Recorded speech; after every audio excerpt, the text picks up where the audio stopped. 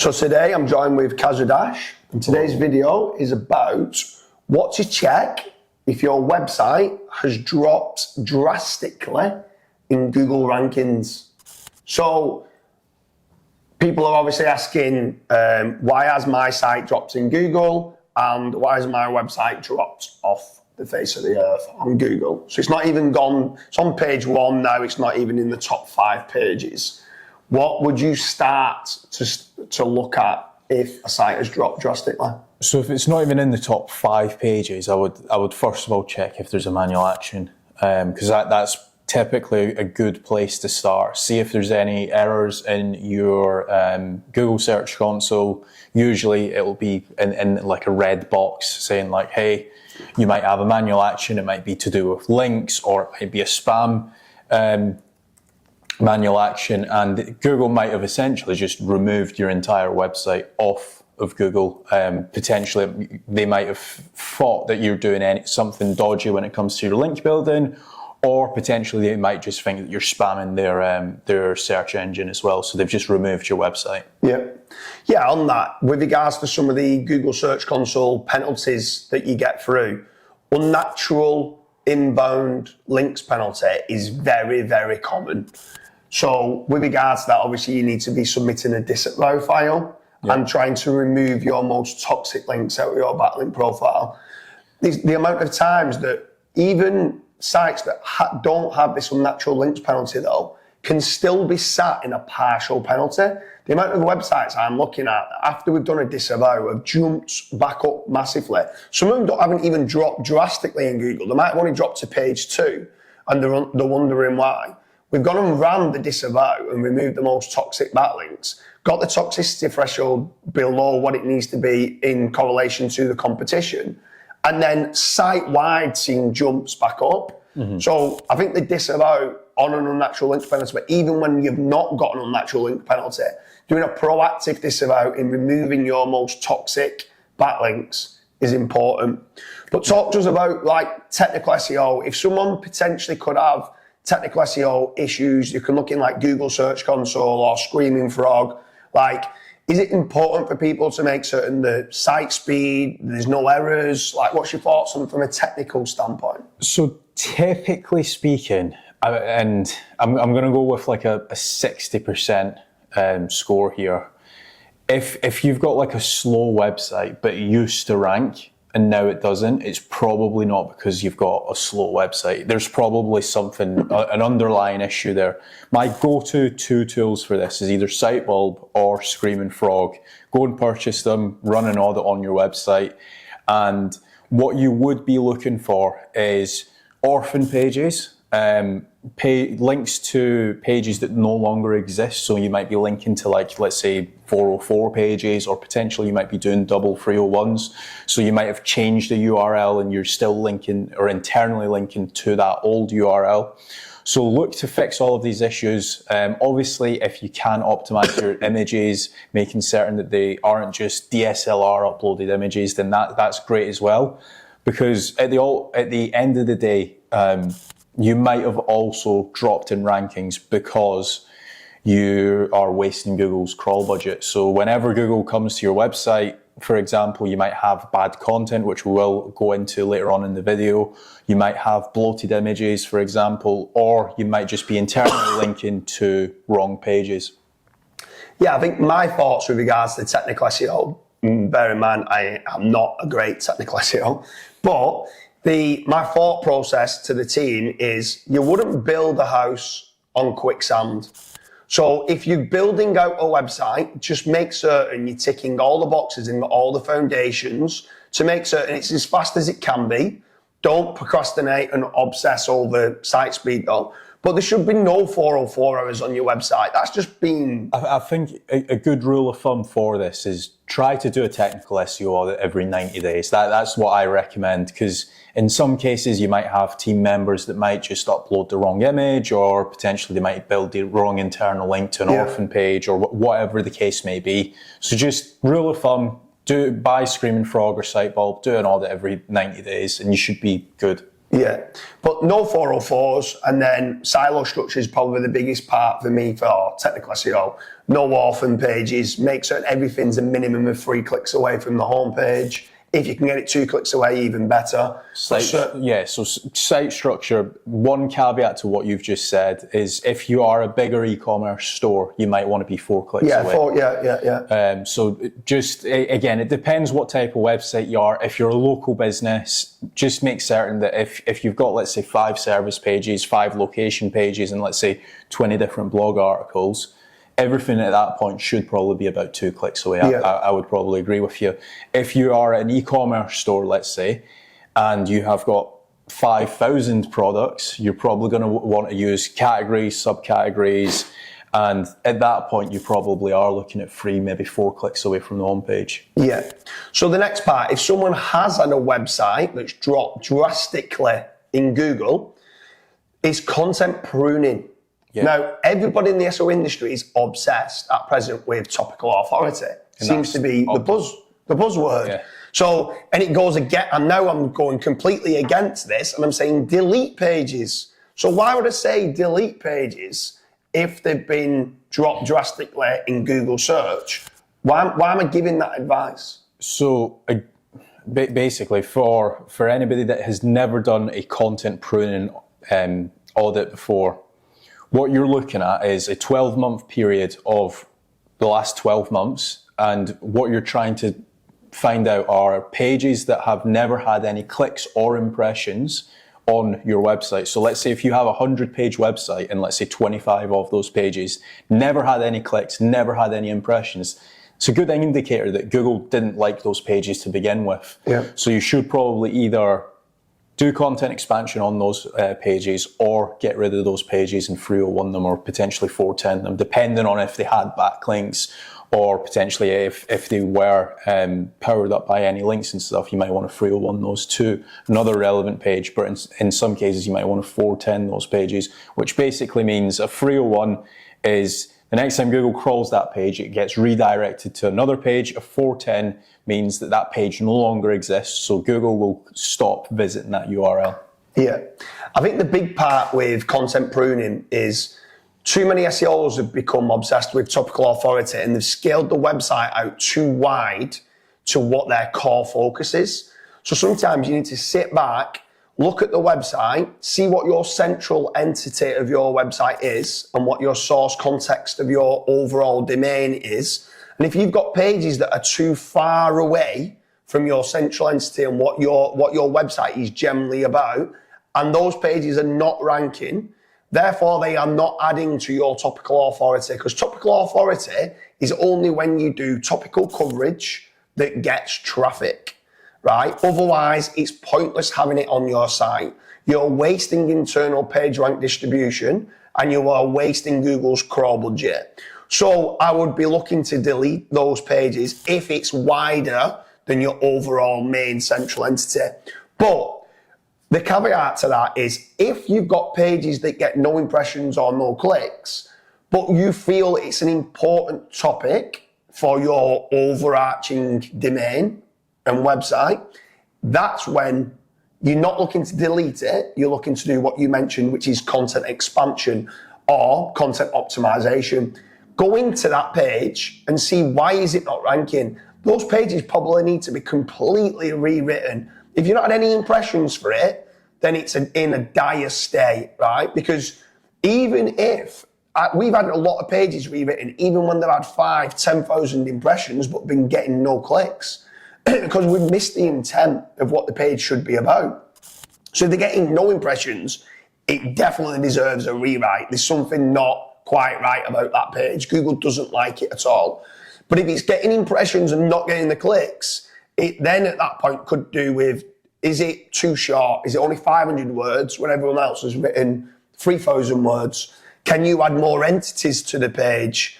Can you get more internal links through to that page? Can you get some external links pointing through to that page from decent kind of backlinks and stuff like that? There could be many reasons of why it's not getting the clicks, but if it's not getting the impressions, it completely needs a rewrite. So on content optimization, let us know a little bit more with what you mean with content expansion. So content expansion, If, say, for example, there is an LSI or a secondary keyword that page is showing impressions for, and you don't have it on the page, you should probably be adding that onto the page, because that might be the difference from ranking, let's say, position 10 and position 4. Yeah. So again, you're kind of just like rejigging the content to try and optimize for a list of LSIs or secondary keywords. So that's one method that I like to use. I also like to check the intent. In some cases, what you mentioned, you might have completely missed the actual intent of that page. You might have written, let's say, a 5,000 word monster guide, but in reality, you might just need some more images through to that page, or you might actually need to remove some content and actually turn it into, like, let's say, a 1,000 word guide. So there's definitely certain things you could do with that. And then another thing as well is internal links as well. So in some cases, I see it a lot where people have uploaded an article through to their website, and it could be a very important article to do with their industry, but they've just not built any internal links. And building internal links to articles, it's a good way of showing Google, hey, this page here, it's very important. You should be crawling this page as much as you possibly can. So that's what I would be looking at doing. Adding in missing keywords, looking at the intent, and building more internal links. Yeah, I think expanding on that slightly as well is that once you know the main focus keyword for that page and what it's ranking for, is going searching that in Google, checking to see what other terms show up in the auto suggest is quite a good one, and going, oh yeah, that's still relevant to that page. Have I got those terms on the page? Checking the people also ask, is there any questions in there that you've not added that as being a H2 or a H3 in the content and then specifically answered it? The related searches at the bottom of the page, is there any in there that you're going, actually, I've not touched upon this? Google is saying that, Google are giving you that information, that people also ask this question, and here's other related searches related to this topic. So by adding those in, there's a tool also called SEOtesting.com. Yep. And what that does is you can load in your Google Search Console data, and it'll start showing you what words or phrases or questions in your content that you're getting impressions for, or even getting clicks for, that's not even been mentioned once on the page. So sometimes you can go in and add them in, and then straight away it might only be jumps from position number 4 to position number 2. That could double or treble the amount of traffic that page is getting. When it starts getting more clicks, overall it starts getting a better quality score, and then for the primary terms could end up jumping number 1 for the primary terms. But that's content optimization. What about building new links? Obviously, it's easier saying you need to go and delete links, but actually what might have happened is they might have been building up the link velocity so it's on an upward trajectory and then slowed down or stopped building links, or they could have had link loss. So it's also important to keep the link velocity going for each site. So many people I see come and they do an initial boost, start flatlining and almost stop, and then the sites get hit, and then they're like wondering why they've been hit. Well, the upward trajectory curve was like that, so Google was presuming that you're going to consistently keep building that way. The minute you start stopping, the curve changes, and now they start saying, yeah, maybe it's not going to be as powerful as what we thought in 6 months and 12 months' time. Therefore, those temporary jumps of what you had in rankings now have been removed, and you might just need to be building new again. Yeah, link building it kind of reminds me of PPC in a way. Like, as soon as you stop doing it, or as soon as you have some links that just disappear, because naturally some links just disappear, it can have dramatic changes to your rankings. One thing that I would say is, if you have dropped in rankings, go and do a audit on the last, let's say, 60 or 90 days, and you can do this on Ahrefs, and look at the links that you've actually lost and see why you've lost them. Potentially do outreach to those websites and say, hey, why is my link being removed, or what's happening, and try and get those links reclaimed back, because that's another very quick win. Yeah. If you have got a lot of links that you have lost, definitely do that. And then when it comes to building new links, you've said this before, where what you should be looking at as well is, are the links indexed? If they aren't, go and index those pages. You can use Indexceptional, Giga Indexer. There's a load of indexing tools that you can use, but go and use those tools to basically just export your entire backlink profile and run it through one of the indexing tools, and that's another quick win that you can do. Tiered link building. So a lot of people focus on building new links and they don't actually focus on powering up their existing backlink profile. So what I would recommend to that is, again, go into Ahrefs, go to the backlink section. You can sort by referring domain, highest to lowest. So you're looking at the backlinks that are pointing through to your website, but you're looking at the referring domains pointing at those websites. And if, say, for example, you've got some really good links, let's say they're DR80 links, or potentially you might have done a digital PR campaign and you've got a link from Forbes, but that Forbes URL doesn't have any links pointing through to it, go and power that link up with some tier 2s. I highly recommend search through for that. And then let's take a look at some link building as well. So what I would then be looking to do is acquiring new. If, say, for example, you were on a positive link trajectory, you're probably going to want to maintain that positive link trajectory. So again, doing digital PR helps, doing guest posting helps, making certain that you're doing homepage links as well. So links to your homepage with like branded, because again, that helps with the EEAT side of stuff as well. Yeah, for sure. I think the indexing of existing backlink profile is key. Getting Googlebot and Bingbot to come back to your backlink profile, because especially if you've been buying niche edits or link inserts, the page might be indexed, but they might not have picked up your link. Yeah. Or if your link is further down the page and Google might not have crawled that whole page, loading sometimes those guest posts into an indexer might then pick up the link when it was never counted in the first place. So Ahrefs or Majestic or link research tools or whatever third-party tools that you're using, SEMrush, they might have picked it up, but Google might not yet have crawled that link and seen that link yet. So getting that into an indexing tool is key. And then, like you said, powering up. The amount of people that obsess, this is just bizarre. Links are placed on web pages and on URLs, not on domains. And the amount of people that obsess over DR as a metric and how powerful the domain is. Yet there's no internal links through to the guest post, so it's an orphan page. The page level power is shocking, and they don't do tier links. They'll go and spend £400 on a guest post, on a relevant do follow link, but the page has got no power. Yeah. And they won't then go and spend $90 to go and get free tier 2 backlinks to power that page up. It just seems bizarre. Just one thing to add to the actual link building side of stuff. You should almost see your backlinks as an asset to your main primary website. So, for example, if say, for example, somebody got a link from jamesdooley.com, right, and you link to my website, that page, let's say, is talking about the best iPhone cases and it's linking to my iPhone case website, that page at one point might have been indexed but might have fallen out of the index. So again, just by looking at, don't focus on what's happened with your website, but also focus on what's happening on other people's websites that's linking to your website as well. That's super important, and I feel like nobody really talks about that as well. Everybody's just focused on, oh my God, my website's tanked. What should I be doing with my website? No. Just look at your links as well, because in some cases it might be your links that's causing the issue. Yeah. Another part is traffic diversity. Yeah. So can you be getting traffic from Pinterest, from Facebook groups, from Twitter, from YouTube, from building up an email list, and all these other different ways? Because traffic is key.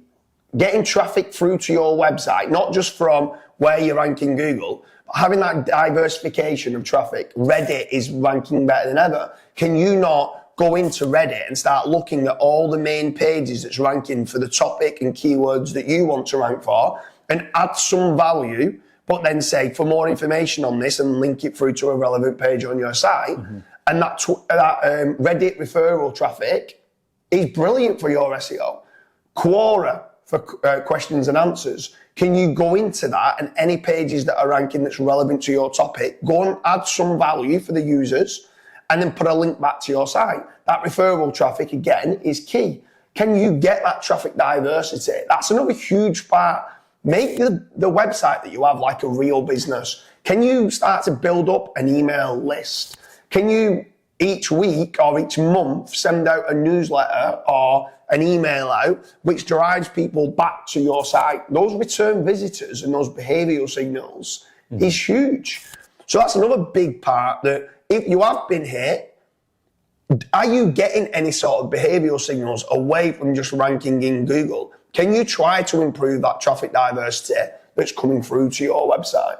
Yeah, definitely. Like, for example, on my YouTube channel, I always say, make sure to check out casualdash.com.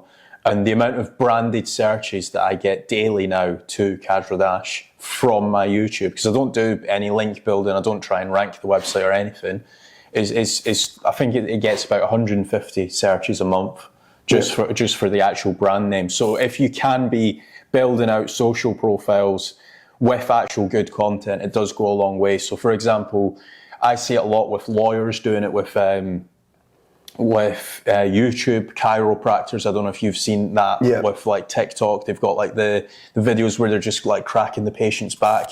All of that's just another form of SEO, and it just drives a lot of branded search and referral traffic through to their website. Then the last one for us to touch on. So again, if you've had one of your websites had a massive drop in SEO rankings or in traffic, is EEAT. Experience, expertise, authoritativeness, and trust. In the SEO industry, it's kind of divided. Some say it's a myth, some say it's important. My thought process is, even whether it is a myth or not a myth, is you should just be doing it anyway. Even if it's not a direct ranking factor, which I actually think that it is, but even if it's not, a real business has all the cookie policy, the privacy policy. A real business has different ways that you can contact them. A telephone number, an email address, a contact page. A real business has an about who they are and a meet the team page with what staff are employed and stuff like that. These are all things that real businesses have, right? So if you are just an affiliate site, be more like a real business, because you're going to get more trust signals from Google. But if you are a real business and you have won some awards, and you do have some people that are very experienced, showcase that on your website. Take what you have offline and put that online. That brand, it's brand reputation management. You need to be shouting and screaming about any awards that you've won. That is just like out there. You should be doing that. That is just part of EEAT. But it's not even, I mean, SEOs are branding that EEAT. It's just general marketing. Go and get yourself to look like you are the best company for the products and service that you sell. I think just another thing to add to what you've just said is you've just kind of focused more so on page EEAT, but there's also off page EEAT where you're getting your business name mentioned. For example, IBM, they have a lot of unlinked mentions, so links that doesn't even link back to them, but it just mentions the company. Now, again, I'm not saying go and acquire 10 million backlinks like IBM, unless you've got the budget, but you want to try and replicate what some of the big guys are doing. Because again, IBM, like, they very rarely go down in traffic. If anything, they are consistently going. They might have a few dips here and there, but on the grand scheme of things, if you look at it over a 10-year period, from 10 years ago until now, it's grown big time. So unlinked mentions definitely help. Mentioning your actual business owner, for example, a lot of lawyers do this, where an actual lawyer within the law firm might go and win an award, or they might go and win a case for a high celebrity status person. They'll go and scream and shout. They'll go and scream and shout about that on their website, but they'll also go and do it on other websites, and it links back to their website. So anything like that. Awards like what you've just mentioned, naturally you should be doing like a PR campaign saying, hey, I've just won this award. And then again, like, a lot of offers do this. So offers will go and get listed on sites like Muckrack, They might go and release a book, for example, and then again on Amazon, that book page would link back to your website. So you've got a variety of different ways. One thing I will say is EAT isn't just clear cut. It's not just do these 5 things and it works. So, for example, if you're a local business and your website's traffic's dropped, what you might need to worry a little bit more on is actually getting reviews on your Google Business Profile, because that's EAT. You might want to focus more so on testimonials, because that again is EAT. Whereas if you are, let's say, an e-commerce platform, you might want to focus more so on websites like Trustpilot, making certain that you're listed on there, reviews.io, making certain you're listed on there. Making certain that when people search your e-commerce platform, so let's say it's James Dooley space review, that's a positive experience, because again, that helps with people purchasing your product. And again, when Google quality raters search for certain keywords like that, they'll see, right, okay, it's a genuine business. They're listed on Trustpilot, or listed on reviews.io. But if you are, let's say, a affiliate site, the EAT would look completely different to a local business. So just bear that in mind when we are talking about EAT. It's not just a one size fits all. Yeah, for sure. So if you've had a website that's dropped drastically in Google, leave a comment in the comment section, put SEO ranking drop. And what we can do is, at present, we are doing quite a lot of audits completely for free, where we are going checking these sites that have been hit, right? So at present, with regards to the helpful content update, I've not known anybody yet recover properly from the helpful content update. So the HCU, there's a lot of people that have been hit from it, but there's been 7 or 8 others in the last 12 months with regards to updates. And conclusively, we can say what's needed to recover for those sites, whether it is a disavow, whether it's content pruning. There's lots of different stuff that we've just discussed now. But leave a comment saying SEO ranking drop, and then if you want us to do a completely free audit, we can have a look through and see what we feel could be the reason of why your website has dropped drastically in Bing or in Google search. Anything to add? No, that's it.